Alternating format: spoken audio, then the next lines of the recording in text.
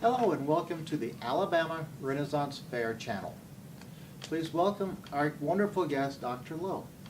Hello, would you like to explain yourself? Well, thank you. I'm Dr. Benedict Lowe. I'm an ancient historian and I specialise in ancient food. Anything else you'd like to say?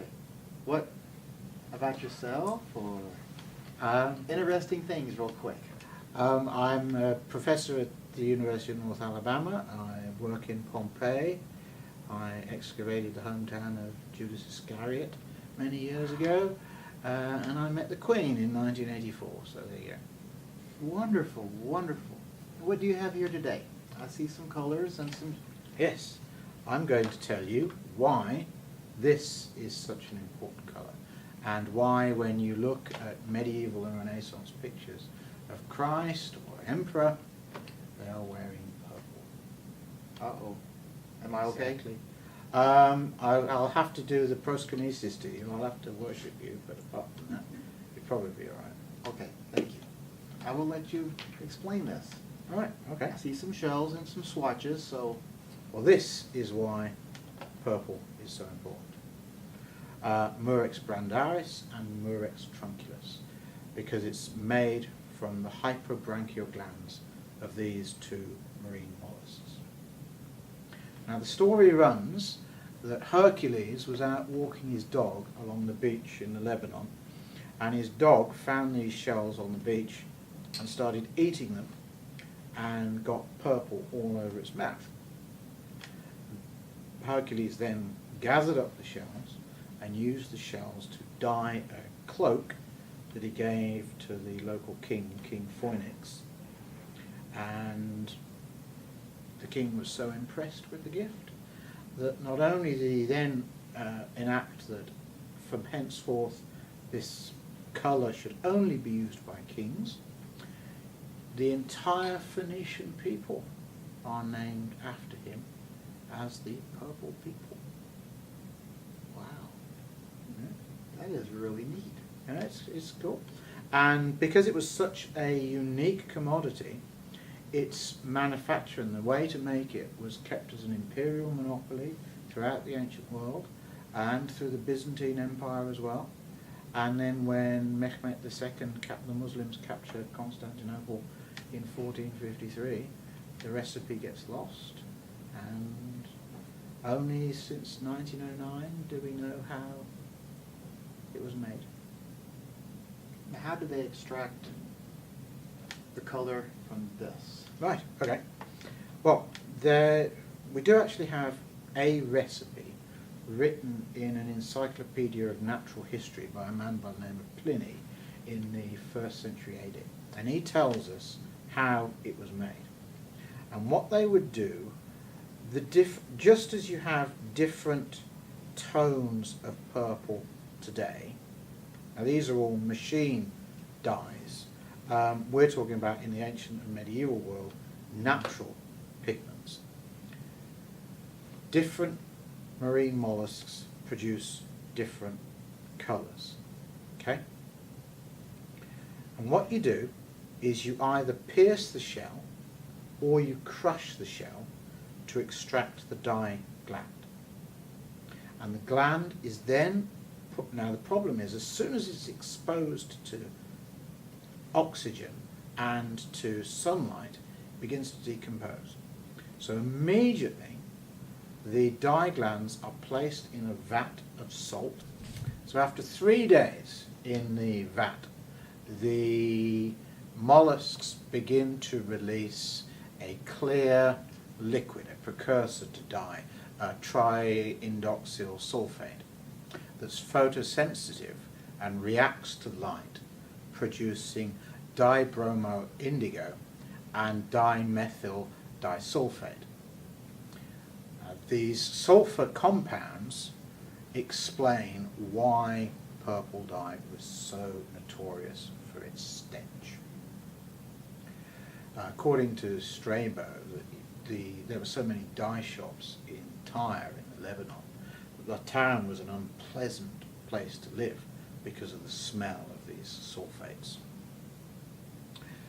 After that, the mixture is cooked for 10 days in a metal pot. You've got to maintain an alkalinity of 9 pH. You do that by adding like lime or urine or wood ash to make it fix to the fabric at the end of the process. And you want it to be cooked at about 45, 50 degrees centigrade. At the end of that, to test the dye, you dip a washed fleece in, and if it comes away with purple, you've got it. Now what makes this so special is the ancient and medieval worlds are worlds of natural pigments, natural dyes. So it's a world of light browns, off-whites, khakis, a very bland environment indeed. This rich blue, red, purple is the only colour-fast dye in the ancient world. Now for this reason, it could attract huge prices.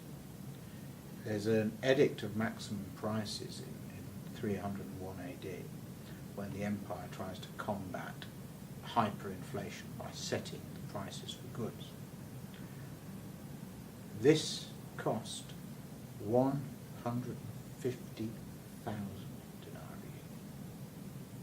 If you just wanted to buy a cloak of Phoenician sea purple, 10,000 denarii. That's an astronomical sum. Emperors can afford it. Christ can afford it. Roman senators, they only get to dip the fringe of their toga in purple. It's so expensive.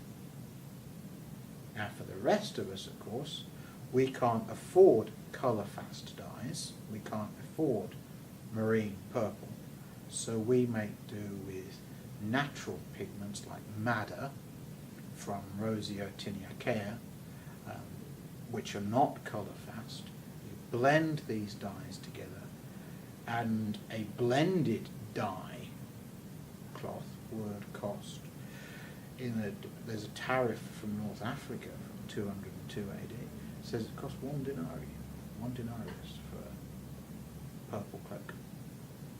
But that's a non-colour-fast dye. And so of course it'll deteriorate. Now, because of the sack of Constantinople in 1453, we don't know how this was made until Paul Freelander identified what was the chemical composition of dye, purple dye, in 1909.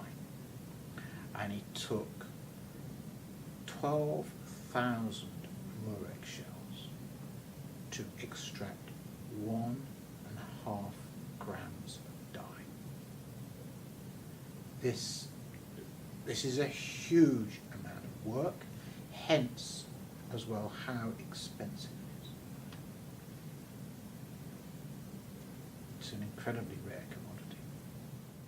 The different mollusks are found in different marine environments. So some of them are found 1.5 metre depth on the sandy shore of the Mediterranean. The ancients used a variety of different fishing techniques. They use rods, they use lines, they use nets.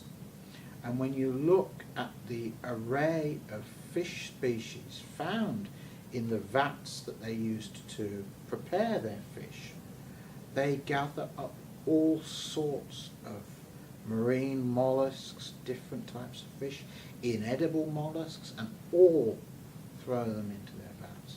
So it's a fairly indiscriminate process. To make a gram of purple dye requires about 8,000 mollusks, which poses a problem because you would then expect to find tons of crushed shells on archaeological sites like Knossos, where they make dye. And we don't have that.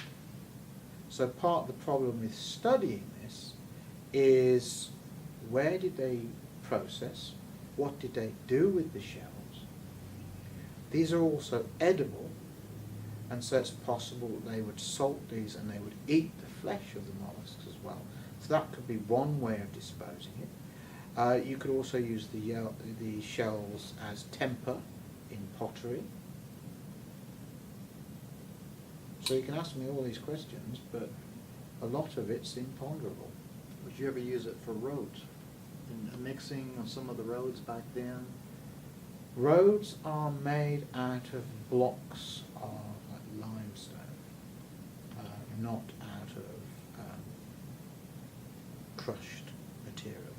They do layers in a Roman road, but not using stuff like that. The one place where you do get to see shells used is as a temper in pottery and also in waterproofing fats, because they would produce a mixture of clay and stuff like this to make waterproof lines. It's called lining. It's called opacinium. Very interesting. Cool. Well, it's a fascinating topic, and it makes you realise that there are practical reasons why purple is so expensive and why it is monopolised by the monarchies of the ancient and medieval worlds. And it's how the stuff is made. It's not a choice. It's not we like purple and therefore we are going to reserve its use for us. It's this is the one colour fast dye. Everybody else's clothing fades and ours does not. And of course your medieval churches with your image of Christ above the altar are modelled on Roman imperial palaces where the emperor would sit where the altar stands in the church, and so you are juxtaposing the physical temporal emperor with the eternal emperor above and blurring the distinction between the two. So both of them wear their purple. Now nowadays, because the recipe for making marine purple disappears with the fall of Constantinople, they use natural substitutes which are cheaper and less effective. I've always heard bits and pieces of this. So as you can see, there are many different tones of purple, both with machine dyes and also with natural dyes. You can regulate the colour that you achieve by the consistency of the dye mixture, its exposure to the atmosphere, the rapidity of the process.